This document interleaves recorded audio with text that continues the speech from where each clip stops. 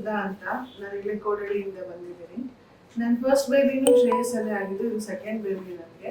ನನ್ನ first baby ನನಗೆ delivery ಆಗಿದ್ದು ಆವಾಗಲಿಂದ ನನಗೆ ಚೆನ್ನಾಗಿ ಅನಿಸಿದ್ದಕ್ಕೆ ಆವಾಗ ನಮ್ಮ ರಿಲೇಟಿವ್ಸ್ ಎಲ್ಲರೂ ಇಲ್ಲೇ ಬರೋದು. ಈಗ ಸೆಕೆಂಡ್ ಬೇಬಿನೂ ಇಲ್ಲೇ ಆಗಿದೆ.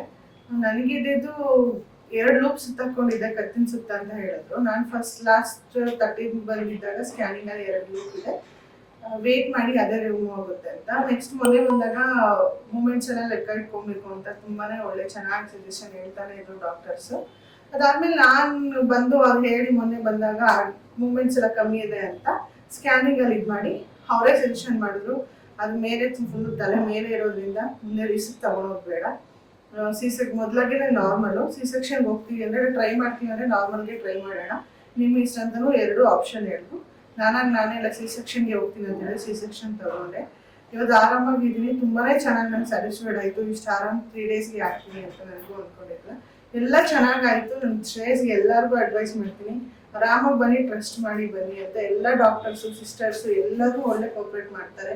ಏನೂ ಇದಿಲ್ಲ, ಯಾವ ಟೈಮ್ ಏನೇ ಕೇಳಿದ್ರು ಏನೇ ಇದು ಮಾಡಿದ್ರು ಟ್ಯಾಬ್ಲೆಟ್ಸು ಏನೇ ಒಂದಾದ್ರೂ ಬಂದು ಆನ್ ಟೈಮ್ ಎಲ್ಲರೂ ಅವರೇ ಕೊಟ್ಟು ನೋಡ್ಕೊಂಡು ಬೇಬಿನೂ ಅಷ್ಟೇ ನೋಡಿ ಮಾಡ್ಕೊಂಡು ಹೋಗ್ತಾರೆ.